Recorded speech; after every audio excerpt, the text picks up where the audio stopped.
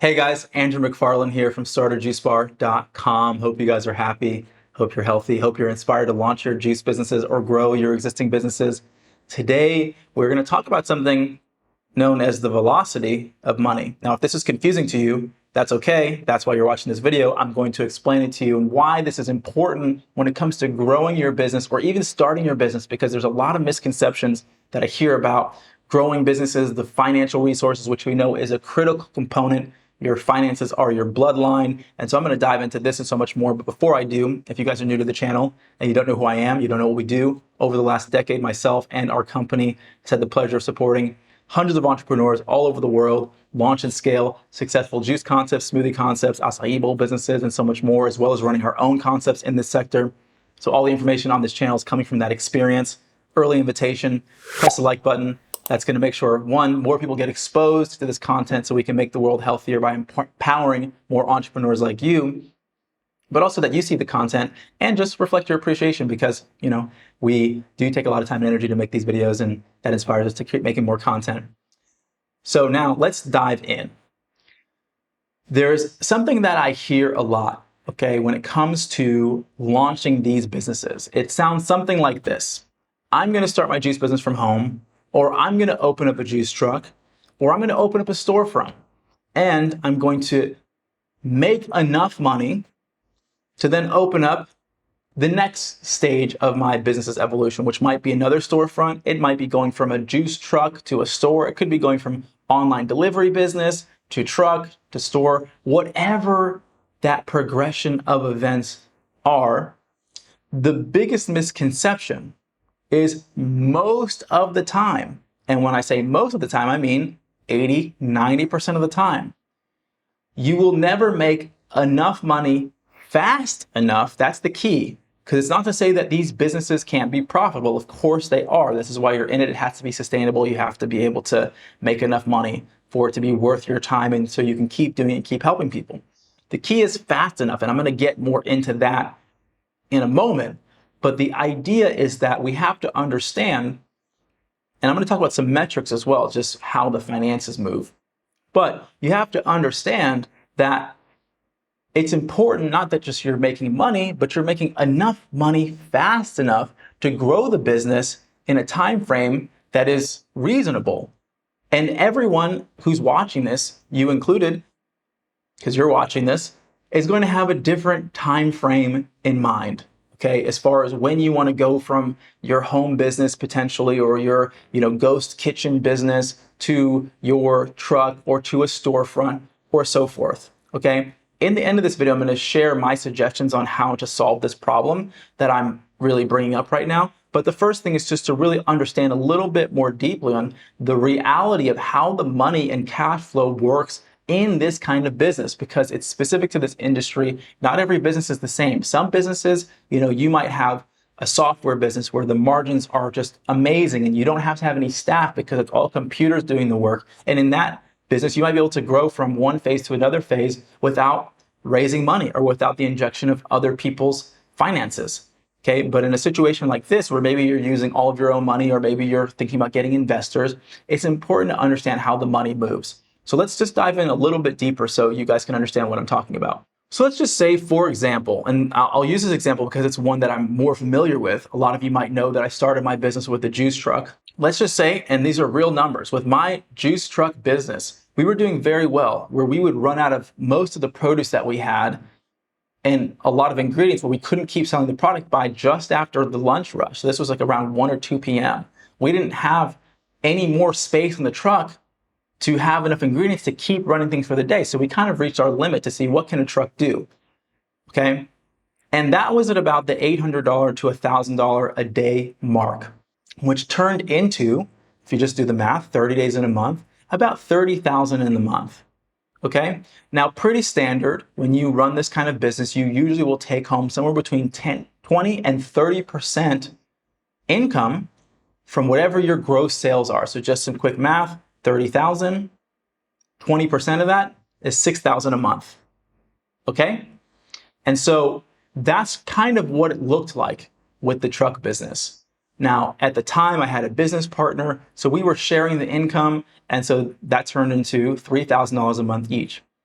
it's really not that much money. You can barely live on that money in the US. Even if I didn't have a business partner, and let's say it was just me and I was working like crazy, because it would have been a lot more work for me than to divide a lot of the responsibilities up between two people. But let's say it was just me, that would turn into $72,000 a year.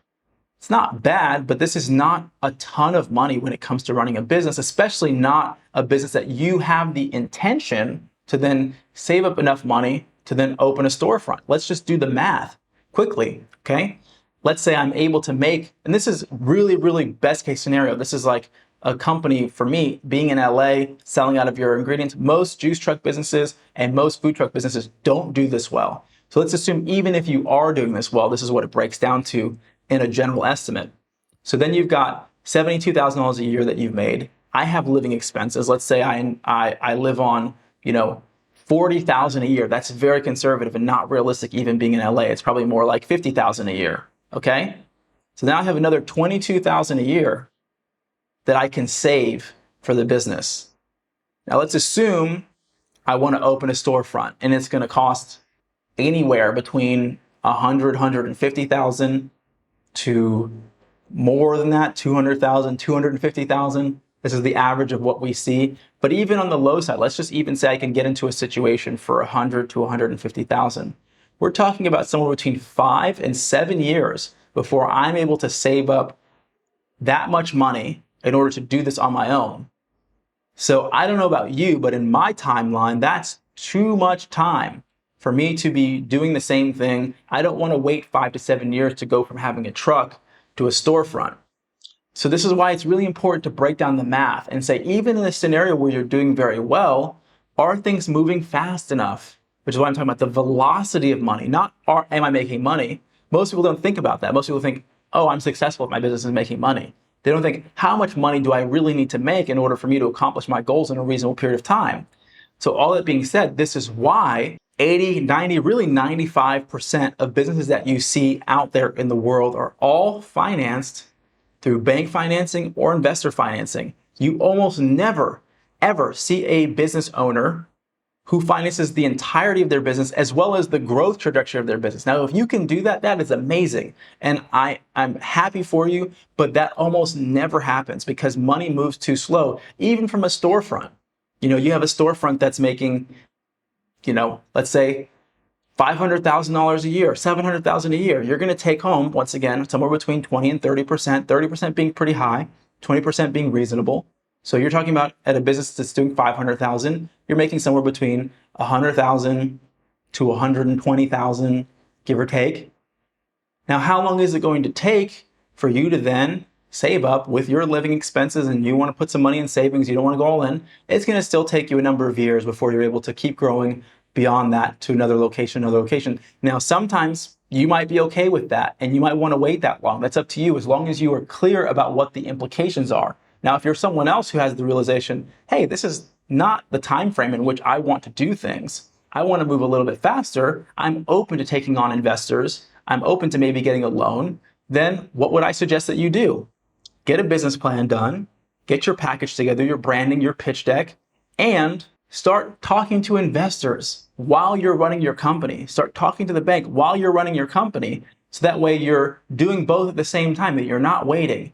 So that is the solution, because once again, this is how the entrepreneurial landscape works for the most part. People are constantly raising capital, and it's a skill set and a habit that you need to build in order to grow your business in a reasonable time frame from my perspective.